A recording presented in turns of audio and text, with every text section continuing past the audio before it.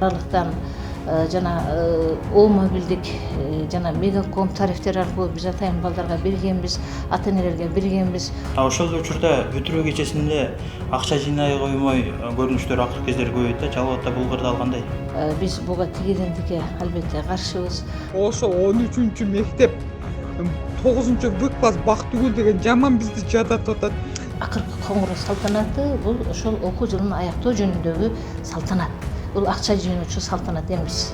Министрлик тарабынан мектептердеги ар кандай фонддор жоюлсун деген талап коюлду эле да, бул талаптарды аткаруу аракеттери кандай жүрүп жатат? Деги ушундай фонд деген түшүнүк барбы? Өкмөт мектепти оңдоп түзөө үчүн ремонтко акча бөлүп бербейби? Бул акча канчалык мыйзамдуу? Мамлекет тарабынан 1.700.000 ашык акча каражаты келет. Бул ошол 23 мектепке карата. Эмне үчүн мугалим балдарга тарбия бериш керек, ошол эле учурда мектептин ремонтун өзү жасаш керек? Мугалим билим берүүчү кишиби же болбосо ремонт жасай турган кишиби? Эң туура бул абдан өкүнүчтүү жана аянычтуу да мугалимдерге. Же мажбурлап, же зордоп, ошентип акча бер деген бул таптакыр мыйзамсыз көрүнүш.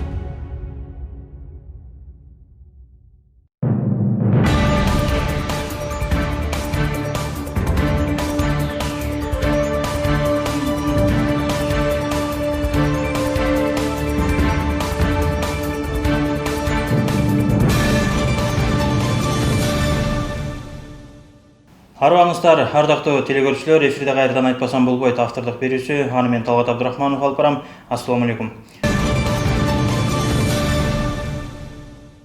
Биз бүгүн айтпасам болбойт автордук берүүсүндө Жалал-Абад шаарындагы билим берүү тармагындагы ийгиликтер жана кемчиликтер жөнүндө сөз кылабыз. Ал үчүн Жалал-Абад шаардык билим берүү башкармалыгынын башчысынын орун басары Маданова Айнура Мамытовнаны студиябызга чакырганбыз. Эжеке студиябызга кош келиңиз. Рахмат. Сизге бере турчу алгачкы суроом, быйыл шаар боюнча канча окуучу мектеп бүтүп жатат 9-11 класстын базасында? Саламатсыздарбы? Дагы бир жолу. Быйылкы 2019-2020 окуу жылында Жалал-Абад шаарына караштуу жалпы 20 жалпы орто билим берүүчү муниципалдык мектептерибиз бар. Бул мектептерде быйылкы окуу жылында 9-класстарды 1838 окуучу, ал эми 11-класстарды бардык сырткы кечки жаштарды кошкондо 663 окуучу бүтүрүп жатат. Азыр сиз мектептердин жалпы санын айттыңыз, ошол учурда мектепке чейинки даярдоо бала бакчаларынын саны канча шаарда? 23 муниципалдык балдар бакчасы бар. Мында 4000ден ашуун балдар тарбияланып жатышат. Быйыл өзгөчө абал, өзгөчө кырдаал, мына бул пандемия, апат бардык тармакты мындай бир ойго салды. Деги эле быйылкы бүтүрүү кечеси жылдагыдан эмнеси менен айырмаланды? Же кандай өттү? Албетте быйылкы окуу жылда акыркы 4-чейректе биз ушул аралыктан окутуу онлайн ыкмасында окутууну жүргүздүк. Бул өзгөчө кырдаалдарга байланыштуу. Өзүңөр билгендей, ушу бүт өлкө боюнча балдардын ден соолугун сактоо, өмүрүнүн коопсуздугун сактоо, ошол эле мезгилде ушул окуу процесстерин артта калбай, окуу планында канча сааттык стандартка ылайык сабактар болсо, ошолордун баардыгын ушул аралыктан окутуу менен, мына министрликтен түзүлгөн атайын видео сабактар менен, ошондой эле мектептерде түзүлгөн атайын ийкимдүү окуу жүгүртмөлөр түзүлдү. Бул боюнча ата-энелерге, мугалимдерге, окуучуларга туура жеткирип, ошол багытта сабактар алынып барылды. Ал эми акыркы коңгуроо салтанаты кечээ күнү 30 майда бүтүн республика боюнча, ошондой эле Жалал-Абад шаары боюнча аралыктан өткөрдүк. Бул боюнча баардык мектептерибиз атайын ата-энелерге, окуучуларга татынакай келечегине калуу тилектерди, куттуктоолорду камтыган, ошондой эле келечекке жакшынакай позитив берген атайын слайдтар даярдалды. Ошол видеороликтер аркылуу биз аралыктан өткөрдүк. 9-класстарга да, 11-класстарга да, ошондой эле республикадан дагы телевидениелерден биз атайын 15 мүнөттүк передачалар даярдадык. Ошол аркылуу өткөрүлдү.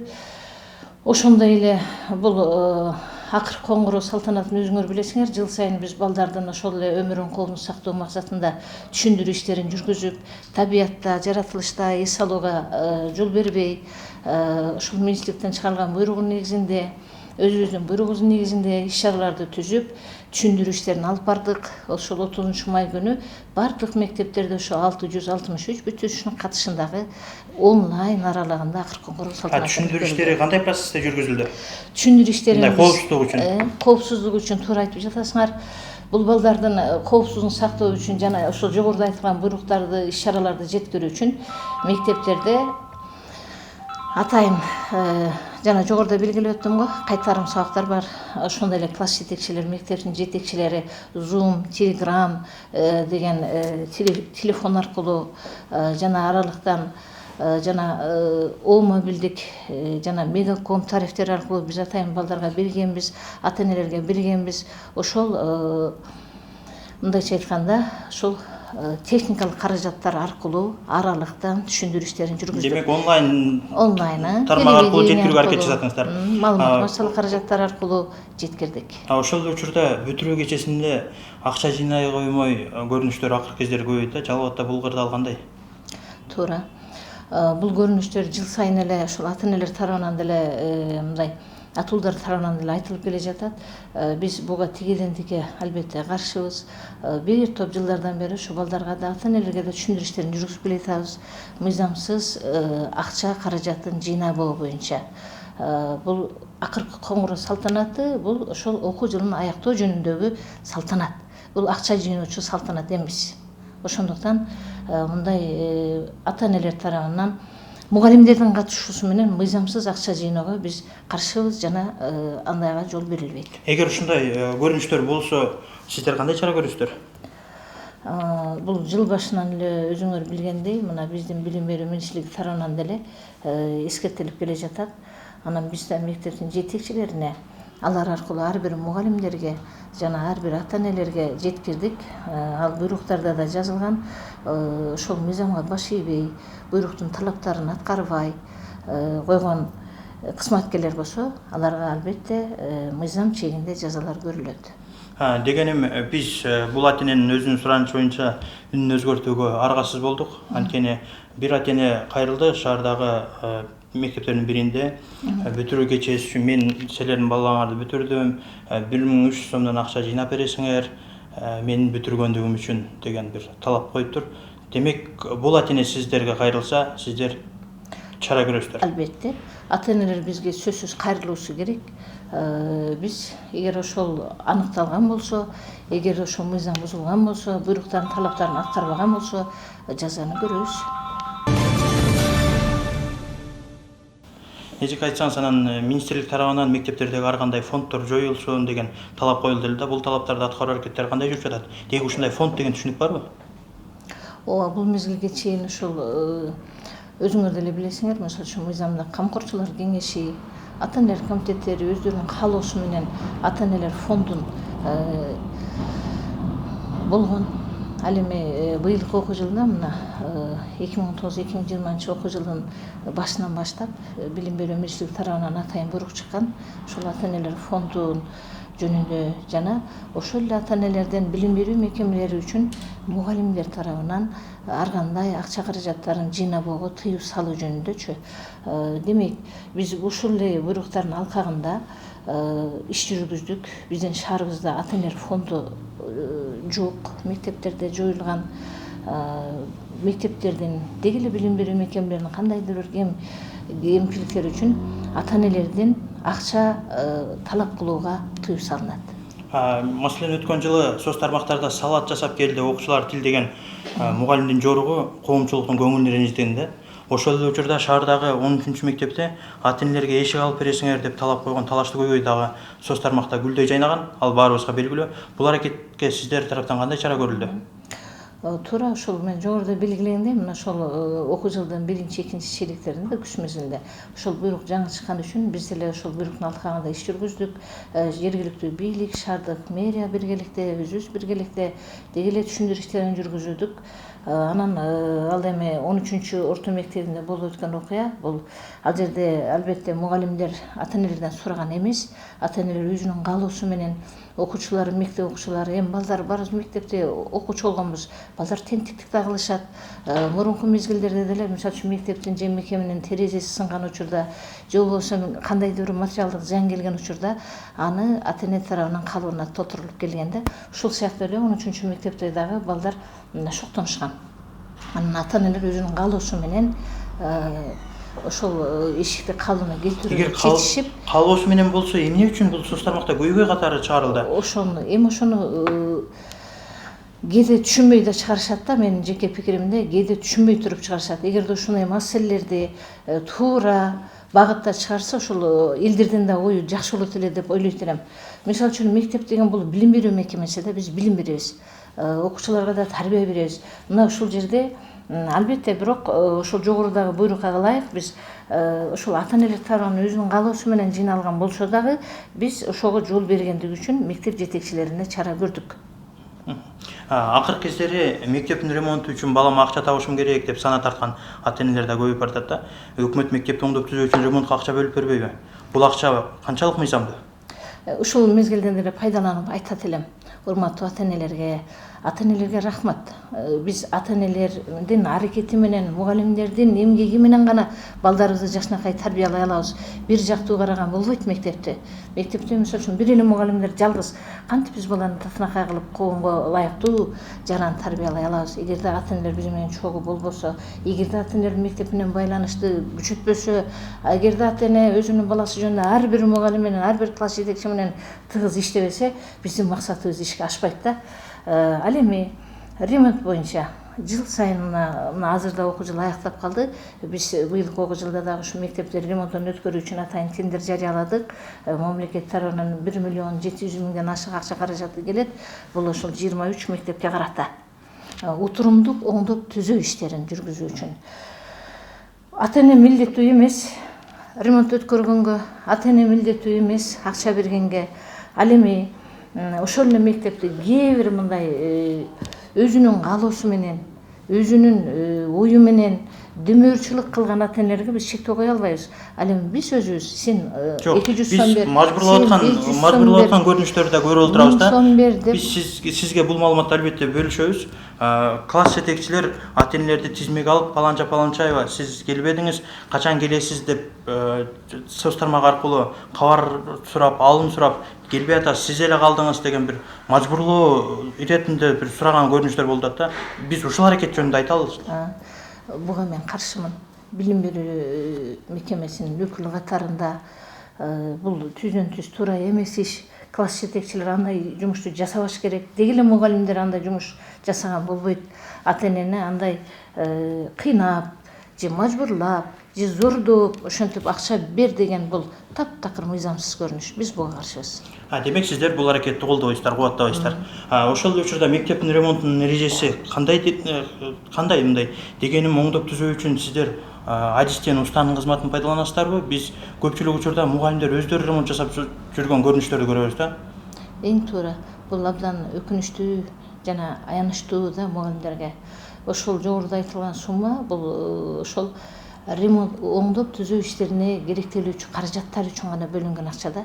Ал эми ошол ремонттон өткөрүү үчүн атайын уста же кандайдыр бир ошого тиешелүү кишилер үчүн акча каражат каралган эмес. Ушу тилекке каршы ушул жерде мугалимдерибизге рахмат. Мугалимдер өз күчү менен алар андай адис болбосо да мугалимдерибиз өздөрү өзүнүн күчү менен жасашат. Анан ошол учурларда ошол дагы бир жолу пайдаланып айтам. Мектептерде дагы мындай ак жүрөк, мыкты ата энелер бар, аталар айрыкча, ошолор келип, актап, сырдап ага жардам беришет. Сиздер министрликке ушул маселе боюнча кайрылып көрдүңүздөрбү? Маселен, эмне үчүн мугалим балдарга тарбия бериш керек, ошол эле учурда мектептин ремонтун өзү жасаш керек?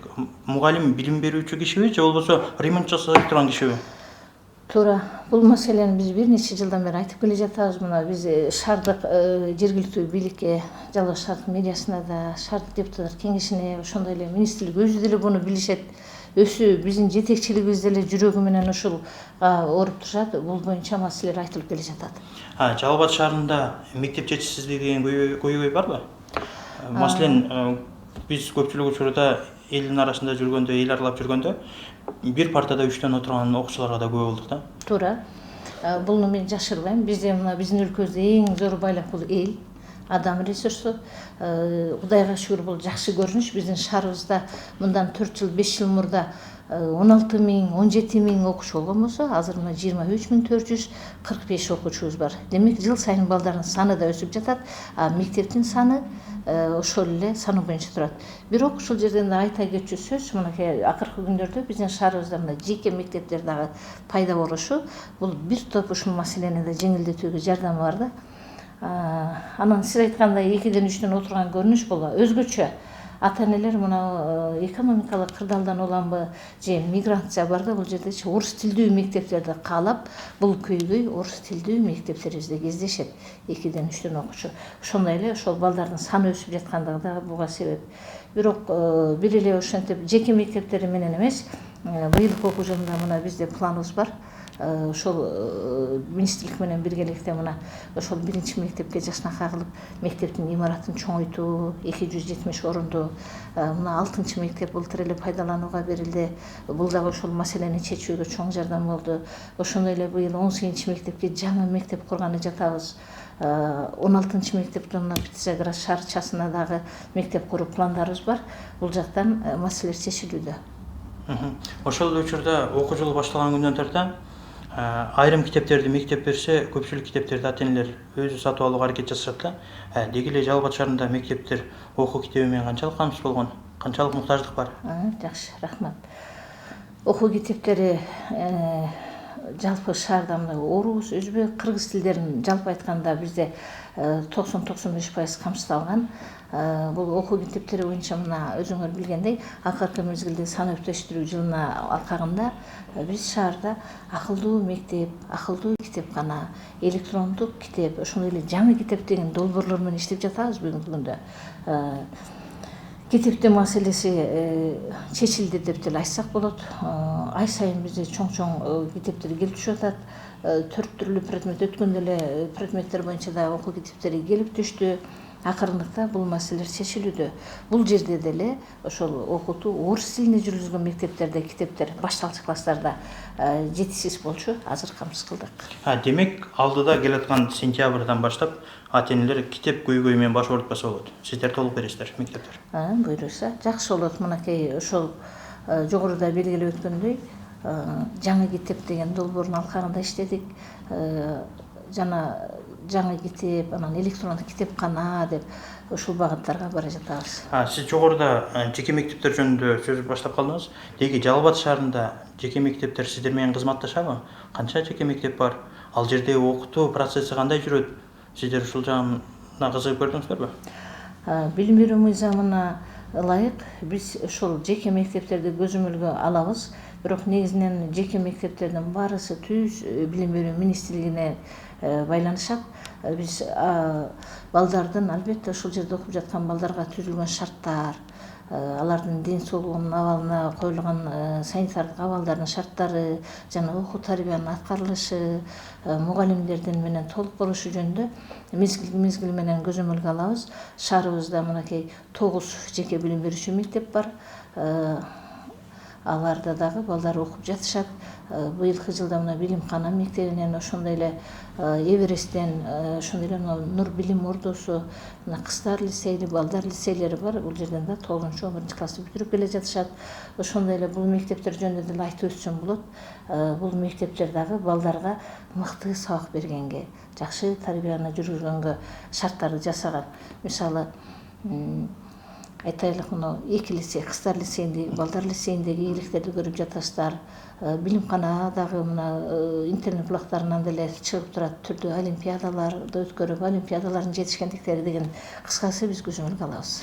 Анан айнырып айтсаңыз, бизде маселен өзгөчө ошол биздин элде кайсы бир инсан ийгиликке жетсе, ал ошол мектептин, өзү окуган мектептин же болбосо ошол инсанды окуткан мугалимдин эмгеги деп баалайбыз.